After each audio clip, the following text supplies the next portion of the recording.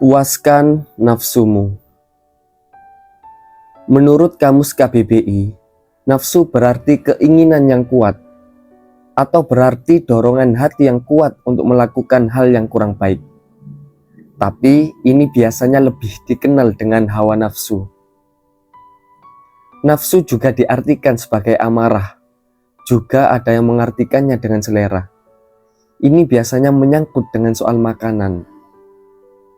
Di buku ini, aku lebih suka mengartikan nafsu sebagai keinginan yang kuat untuk menciptakan sesuatu, atau yang lebih sering disebut dengan berkarya.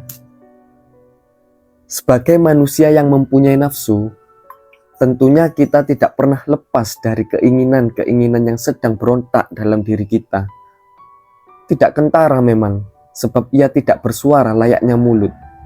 Ia tersimpan rapat dalam hati seseorang, sehingga satu sama lain tidak saling mengerti keinginannya masing-masing jika tidak diutarakan dan diceritakan. Karena nafsu, umat manusia selalu mempunyai keturunan dari zaman dahulu hingga zaman Android sekarang, beranak pinak, menerbitkan generasi-generasi baru, menggantikan peran yang telah mati-mati. Tentunya hal itu terwujud karena dalam diri manusia ada nafsu. Nafsu saling mencintai antara laki-laki dan wanita. Disahkannya dengan menikah, supaya hubungan itu menjadi legal, baik secara agama ataupun negara. Karena nafsu, manusia ingin menjadi penguasa, menjadi pemimpin untuk umatnya. Diselidiki dirinya mampu untuk mengemban amanah sebagai pemimpin. Maka ia tampil ke muka untuk menyatakan dirinya sebagai pemimpin. Berlomba-lomba orang ingin mencalonkan diri sebagai bupati, wali kota, gubernur, presiden. Semua itu tidak lain karena di dalam dirinya ada nafsu, keinginan. Keinginan yang kuat membawa manusia untuk menggapai mimpi-mimpinya, mengejar cita-citanya. Tidak dihiraukan rintangan yang tengah menghalanginya, padahal sudah nyata adanya. Karena baginya adalah sebuah kesenangan tersendiri, kepuasan yang tidak terukur oleh materi. Batin merasa puas, kelelahan yang dialaminya tidak dianggap sebagai beban. Ia anggap sebagai proses yang menyenangkan. Sebab di pikirannya sudah tercipta sebuah bayangan yang akan digapainya. Seorang yang ingin menjadi dokter, ia rela mendedikasikan uangnya berpuluh-puluh juta untuk pendidikannya. Sebab ia yakin bahwa jalan itu yang harus ia tempuh untuk meraih apa yang diimpikannya.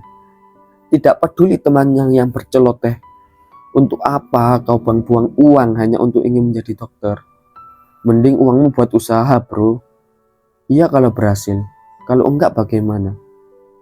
Baginya, ucapan temannya itu hanya omong kosong belaka. Kalaupun nanti tidak menjadi dokter, setidaknya ia merasa puas, karena keinginannya sudah dijalaninya dengan usaha, bukan hanya dengan angan-angan belaka. Sama halnya denganmu yang ingin menjadi pelukis, pemusik, penulis, atau koki yang andal misalnya. Mestinya keinginan itu tidak hanya sekedar menjadi angan-angan di kepala. Kau langsung terjun langsung kepada yang kau inginkan.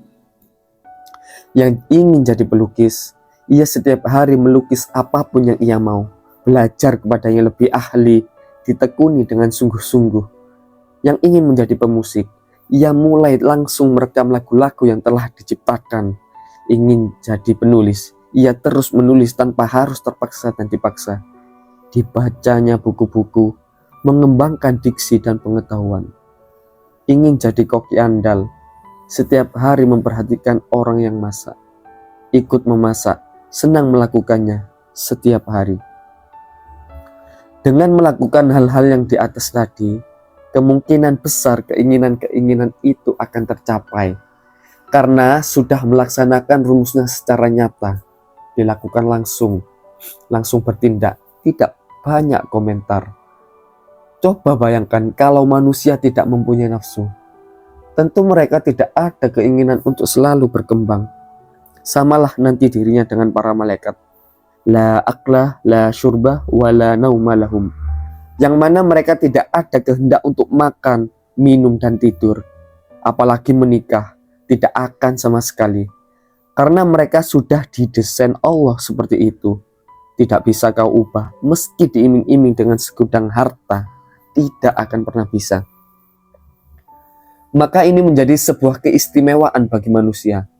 Ia mempunyai nafsu yang dengannya ia bisa menginginkan apa yang ia mau, punya kehendak sendiri, tidak langsung patuh tunduk pada sebuah perintah, walaupun itu perintah Tuhannya. Musabab itu tidak mengherankan jika dari golongan manusia masih banyak yang tidak patuh pada perintah Tuhannya, karena memang mempunyai nafsu, keinginannya yang kuat dalam dirinya sendiri. Untuk itulah Tuhan tidak hanya menghadirkan nafsu saja pada manusia, tetapi juga dihadiahi dengan akal. Dengan akal itulah ia nanti akan menimbang-nimbang apakah yang akan dilakukannya itu baik, menimbulkan manfaat, atau malah membahayakan dirinya sendiri. Tuhan sungguh maha adil yang menyeimbangkan nafsu manusia dengan akalnya. Tapi tidak cukup sampai di situ saja. Allah juga memberinya agama pada manusia untuk dijadikan sebagai pedoman. Memang akal sudah cukup sebagai penuntun kebaikan manusia. Namun agama hadir sebagai penyempurna dari kebaikan manusia tersebut. Karena dalam agama bukan hanya bicara soal akal, tetapi juga bicara tentang keteguhan hati patuh menghamba pada yang menciptakan kita manusia. Kalau hanya mengandalkan akal saja, manusia bisa saja menjadi sombong, angkuh, merasa akalnya lah yang paling bisa. Di perintahnya sholat misalnya, jika hanya menggunakan akal, ia bisa jadi menggantinya dengan gerakan olahraga. Karena pikirnya apa bedanya sholat dengan olahraga? Sama-sama menggerak-gerakkan anggota tubuh, bukan? Secara akal, mungkin memang bisa disetujui. Tapi menurut agama, pemikiran seperti itu sangat tidak layak untuk diikuti. Sebab dalam ibadah tidak hanya mengandalkan akal, tetapi juga menenggalkan diri dalam kata ibadah yang berarti penyembahan. Yang artinya penyembahan berarti kita menyembah.